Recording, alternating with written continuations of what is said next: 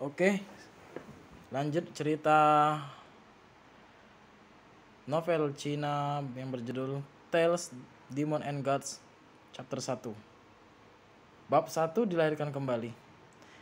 Di pegunungan Saint Ancestral yang kolosial, sinar matahari menyinari celah antara gunung ke ngarai yang dalam. Di lereng bukit di samping lembah ada salju yang tersisa. Meskipun ini sudah awal musim panas, salju belum mencair. Dingin di sini sangat panjang. Raungan binatang buas terkadang terdengar. Di permukaan lembah berdiri sebuah kota yang luar biasa. Di dunia, di luar pegunungan Saint Ancestral telah ditempati oleh binatang buas. Orang-orang yang ditinggal di pegunungan belum berhubung dengan dunia luar selama ratusan tahun. Orang-orang yang tinggal di kota tidak yakin dengan situasi dunia luar. Tercatat bahwa pada periode umat manusia yang paling mulia, memiliki ribuan pejuang peringkat legenda dan spiritualis iblis. Manusia membangun banyak kerajaan di benua yang luas, tetapi kerajaan itu telah musnah. Kota itu karena letaknya yang tersembunyi secara geografis, terpelihara dengan baik dari zaman kegelapan. Mereka kadang-kadang akan menghadapi serangan dari Snow White Beast yang kuat di dalam pegunungan Saint Ancestral. Namun, setelah melalui banyak konflik yang menghancurkan, kota itu dibangun kembali berulang kali. Dinding-dinding berotot ini adalah monumen yang tak tergoyahkan. Kota ini disebut Glory City, dan itu adalah simbol harapan bagi umat manusia. Holy Orchid Institute, kelas murid petarung. Lebih dari 30 siswa sedang duduk dan menunggu untuk mendengarkan guru perempuan saat dia memberikan ilmunya.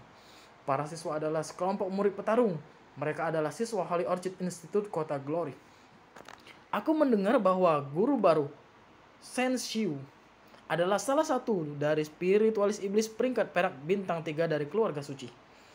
Beberapa siswa sedang berdiskusi dengan lembut di antara mereka sendiri. Perhatikan siswa difokuskan pada guru.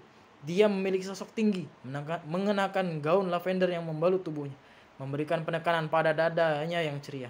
Dia memiliki sepasang kaki putih ramping dan memakai make up yang indah yang membuat terlihat cantik dan elegan. Matanya penuh dengan kesombongan yang angkuh.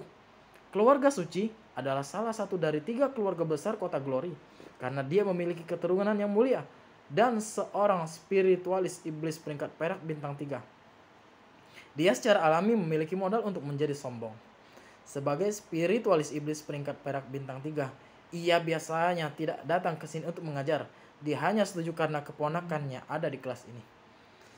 Spiritualis iblis dan petarung memiliki 5 peringkat yang berbeda, yaitu peringkat perunggu, perak, emas hitam, dan legenda. Setiap peringkat kemudian dibagi menjadi 5 level, dari bintang 1 hingga bintang 5. Seorang spiritualis iblis berada di atas petarung. Kami adalah eksistensi yang benar-benar mulia. Seorang spiritualis iblis dapat membentuk dunia jiwa di dalam dantian mereka. Mereka memiliki kemampuan untuk mengintegrasikan iblis yang ditangkap ke dalam wilayah jiwa mereka dan kemudian bergabung dengan roh iblis dalam pertempuran. Ini memungkinkan mereka untuk memiliki kekuatan tiada tara yang jauh di atas kekuatan yang bisa ditandingi oleh petarung. Shen Shui mengangkat dagunya dan berbicara dengan arogan. Sama seperti aku, roh iblis milikku adalah roh iblis Scarlet Flame Fox. Tiba-tiba, wajah dan tangan Shen Shui mengalami perubahan drastis. Bentuk wajahnya menjadi lebih tajam, gigi dan kukunya juga menjadi lebih tajam. Akhirnya, ekor merah muncul dari punggungnya. Setelah bergabung dengan roh iblis, aku bisa mengendalikan kekuatannya serta mendapatkan kemampuan tipe api. Di antara roh iblis, rubah api membara adalah roh iblis peringkat atas. Ini berarti bahwa level tertinggi yang bisa aku capai adalah spiritualis iblis peringkat emas. Tentu saja, setelah menjadi spiritualis iblis peringkat emas, aku bisa menggantikannya dengan roh iblis yang lebih kuat. Ketika sampai pada kultivasinya, kebanggaan di wajah Shen Xiu menjadi lebih tebal. Kata-kata Shen Xiu membuat sekelompok siswa kagum. Spiritualis iblis peringkat emas adalah keberadaan di luar jangkauan bagi sebagian besar dari mereka. Saat Shen Xiu terus memberikan kuliah di atas panggung, Nili sedang duduk di barisan belakang. Pikirannya sedang kesurupan ketika jiwanya melayang-layang. Setelah beberapa saat, Nili perlahan membuka matanya. Dia tidak bingung dengan pemandangan di depannya. Di mana aku?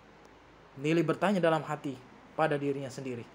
Dia benar-benar terkejut ketika dia menyadari bahwa tangannya menjadi lebih kecil, kulitnya menjadi jauh lebih lembut.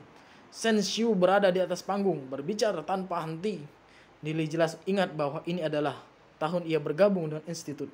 Guru yang mengajar adalah spiritualis iblis peringkat perak, bintang 3 dan sangat sombong. Karena dia, Nili tidak mau belajar untuk beberapa saat. Aku benar-benar terlahir kembali. Nili sangat terkejut. Dia ingat dikeliling dan diserang oleh Sek Emperor dan 6 binatang iblis peringkat dewa dan mati dalam pertempuran. Tampaknya jiwanya terlahir kembali ke masa ketika ia berusia 13 tahun. Nili melihat ke samping dan melihat wajah-wajah yang akrab, Lu Piao dan Duze. Saudara-saudara yang telah berbagi hidup dan mati bersamanya masih hidup, kecuali penampilan mereka sangat belum dewasa. Dan dia, Nili melihat ke kiri, beberapa meter darinya, wajah cantik tanpa cacat masuk ke bidang penglihatannya. Namanya Ye Ziyun. Meskipun penampilannya baru berusia 13 atau 14 tahun, dia sudah terlihat langsing dan anggun dengan rambut berwarna ungu yang turun ke pinggangnya. Dia memiliki alis yang melengkung dan pancaran cahaya cerdas terlihat di matanya. Setiap kali dia tersenyum, dia akan memiliki lesung pipit yang dalam. Meskipun dia terlihat agak kekanak-kanakan, Lily tahu bahwa ketika dia tumbuh sedikit, dia akan sangat cantik dan mempesona. Dia mengenakan gaun putih sutra yang memberinya semacam keanggunan yang tak terbayangkan. Dalam kehidupan sebelumnya, Nili memiliki kasih sayang mendalam padanya sejak dia masih remaja. Dia belum mati. Nili sangat bersemangat sampai dia hampir tersedak. Aku sebenarnya kembali ke masa lalu. Apakah ini nyata? Bukan mimpi. Nili bertanya pada dirinya sendiri ketika dia mencubit dirinya sendiri. Rasa sakit yang jelas mengatakan kepadanya bahwa ini bukan mimpi. Tiba-tiba dia memikirkan sesuatu. Buku roh iblis temporal. Pasti buku roh iblis temporal.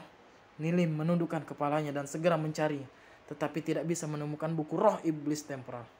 Nili tidak bisa percaya bahwa kelahiran kembali, fenomena misterius yang menimpanya ini tidak ada hubungannya dengan buku roh iblis temporal yang misterius. Pencipta buku roh iblis temporal itu tidak dikenal. Ini adalah buku yang sangat misterius yang selalu disimpan Nili bersamanya. Dia ingat dengan jelas ketika dia bertarung melawan Sage Emperor dan 6 binatang iblis peringkat dewa, bahwa darahnya telah menutupi buku itu sepenuhnya. Pasti buku roh iblis temporal yang membawanya kembali ketika dia baru berusia 13 tahun. Setelah melihat semua wajah yang akrab ini, Nili melayang ke dalam ingatan yang jauh.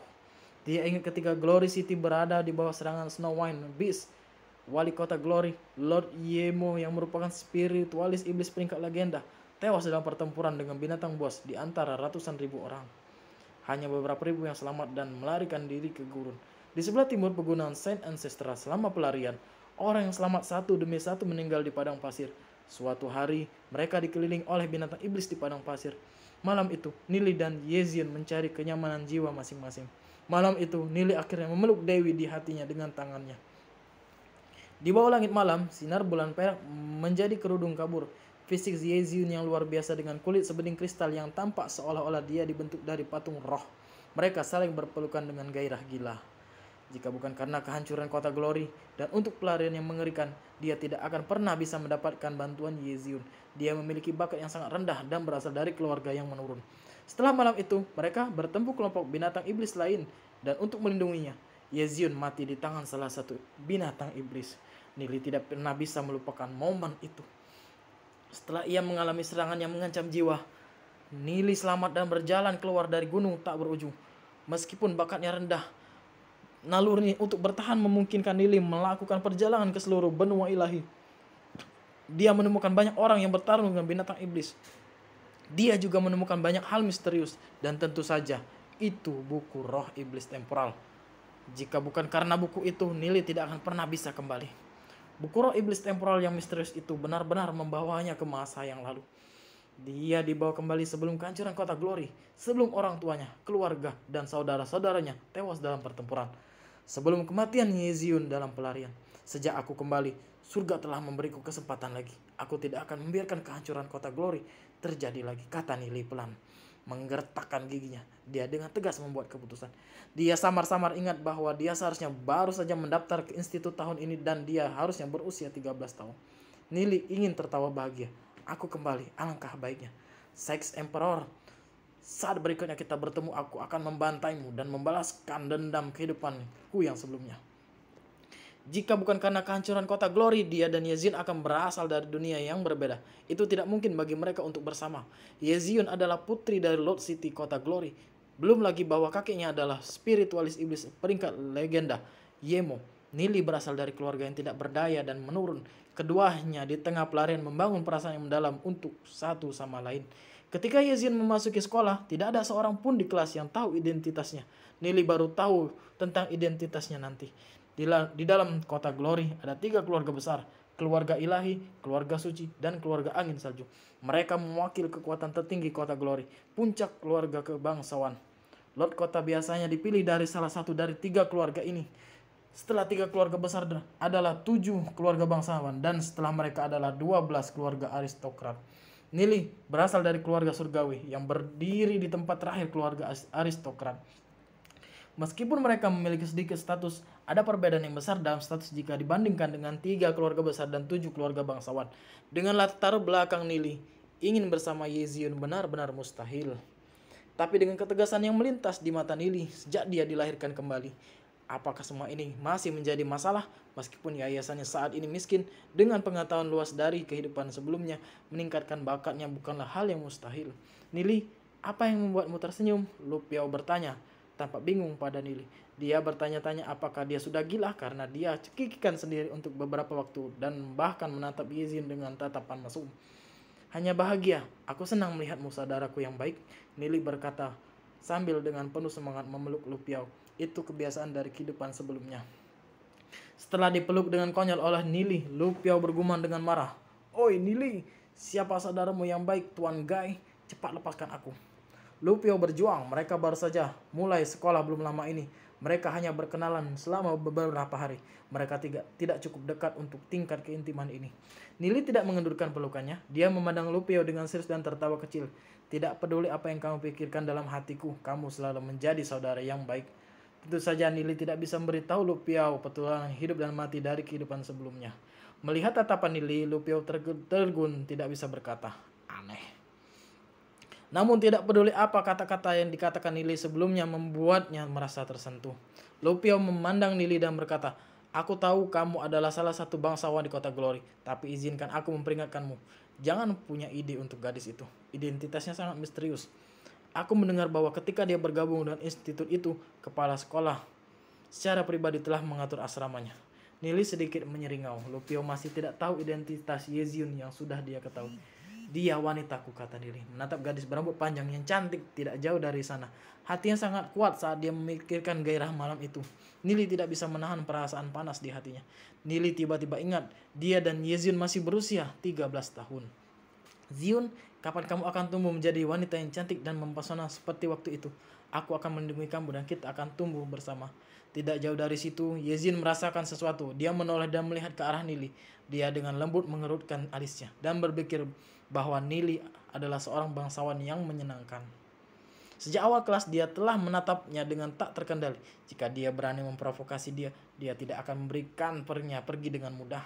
Yezion tidak ingin memanfaatkan statusnya untuk berteman, tetapi itu tidak berarti bahwa dia akan tunduk pada penghinaan ketika diintimidasi. Oke. Next akan kita lanjutkan ke chapter kedua.